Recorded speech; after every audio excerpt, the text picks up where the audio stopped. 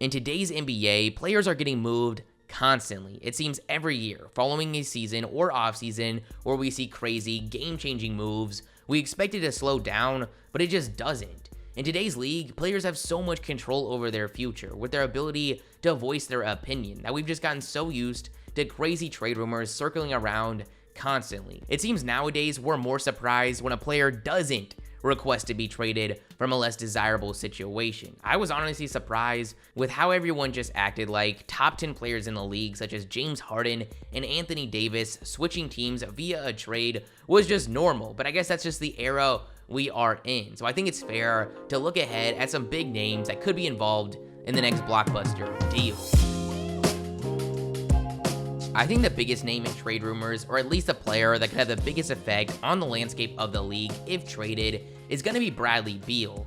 Bradley Beal is one of the most underappreciated stars I think we've ever seen, and there's a lot of factors that play into this. When Washington was playing at its best in recent history, Bradley Beal was overshadowed by his backcourt mate John Wall. Since then, between playing for a market on the smaller side and really struggling as a team, Beal's name just doesn't come up much despite taking the leap to superstardom over the last couple years. Last season, Bradley Beal jumped to over 30 points a game for the first time of his career.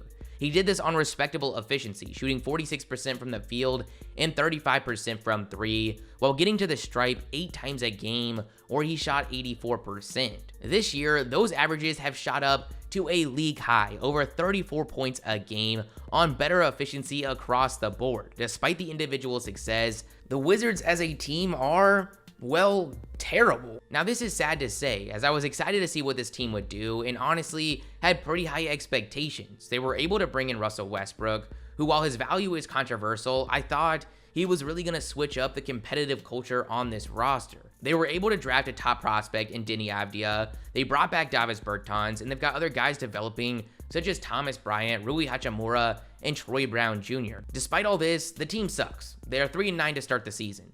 They're pretty solid offensively, but they're contending for the worst defense in the league. This team has a way to go to reach contending status and really need to build from the ground up, which raises the question if Bradley Beal fits the timeline of this team. This team has a long way to go to reach contending status. Because of this, the Bradley Beal rumors are flying in, and that shouldn't be a surprise at all, especially when you consider the deal he's on. Right now, the Wizards have Beal locked up for just one more season, considering he's going to decline his 2022 option, or at least I would expect that. Now, the tricky thing with Beal is obviously the price he's going to go for. Seeing the crazy packages we've seen recently, it's not going to be easy for any team to reach the price that Washington probably is seeking. The team pool for a Beal trade is pretty small. It's hard to imagine a team not ready to compete for a title immediately even making an offer. So that's going to cut off about 60% of the league. Out of the remaining 40, there's very few teams that have the assets to sacrifice. Personally, I think there's really only 4 teams that stick out as suitors. You've got the Denver Nuggets and Miami Heat. These are 2 teams competing at the top of the league. The Nuggets went to the Western Conference Finals, and the Heat went to the Finals last season. These 2 teams could be looking for the firepower to put them over the hump and really have a shot at the reigning champion Lakers.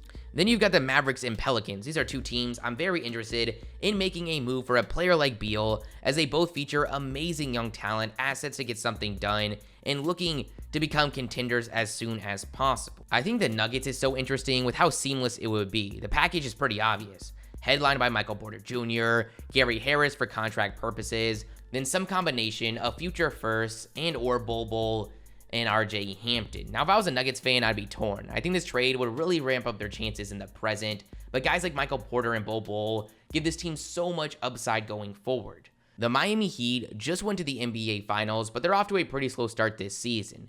If they're looking to make a repeat appearance, it may be time for a blockbuster trade. The only thing tough with them is their unwillingness, which we just saw, to move Tyler Hero in trade conversations for James Harden. Obviously, Hero is going to have to be involved. If he's not, I don't see how they get a deal done, but a lot of reports are coming out about their interest in Beal. The Dallas Mavericks are in a unique position where they have a third-year player ready to lead a championship-level team, but he's going to need some help. Going out and getting Bradley Beal would instantly make them one of the biggest threats in the league. For this to happen, it would have to be one of those crazy 7-year draft pick hauls we've seen in some of these recent trades. The New Orleans Pelicans are a team that I think most looked at as a possible playoff team going into this season with their emerging stars, Zion Williamson and Brandon Ingram. But right now, they have a record of just 5-10.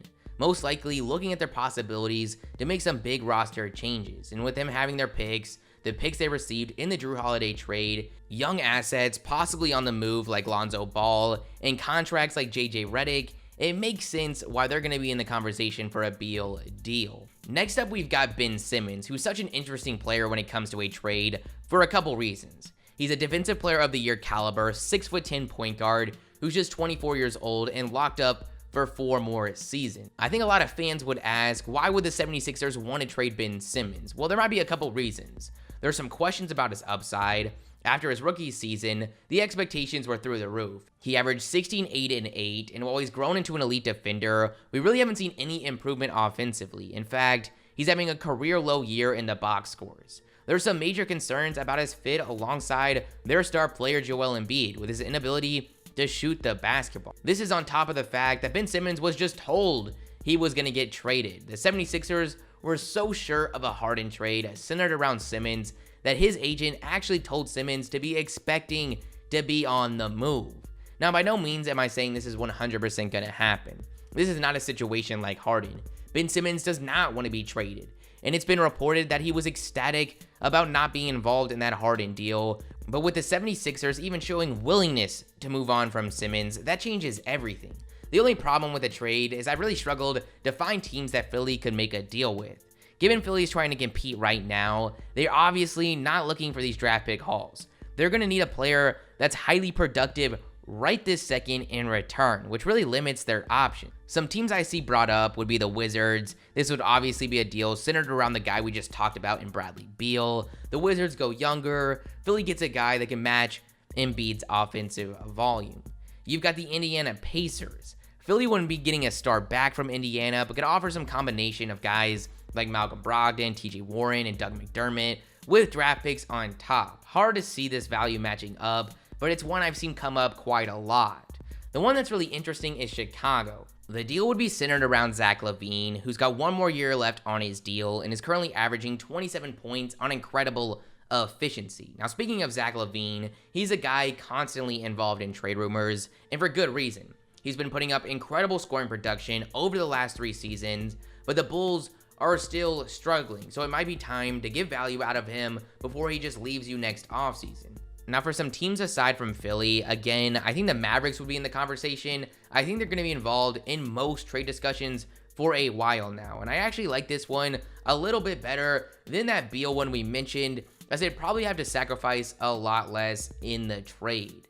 If the Bulls are interested in a draft pick haul, the Knicks might be pretty intriguing. The Knicks have been surprisingly competitive this season. They don't have a lot of young assets to offer. They've got guys like Kevin Knox, who's going to need a new contract soon. It's going to be centered around a bunch of draft picks, but I think it's an underrated possibility. The thing that I like about this scenario is the books. Next season, the Knicks only have notable money locked up in Julius Randle. So they've got a ton of possibilities in the upcoming offseason, and LaVine's $19 million deal really wouldn't change that.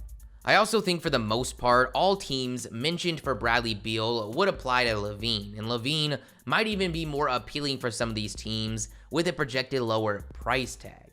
Then we've got Lonzo Ball. He wasn't talked about much when it comes to a trade from the Pelicans until reports came out that a lot of teams were interested, including the Knicks, Raptors, Mavericks, Clippers, and Magic. Now, Lonzo Ball's a player whose price tag I really don't even have any idea for. He can bring a lot to a team as a playmaker and a defender. We all know this, but he struggled to score the ball, and this season has been no different.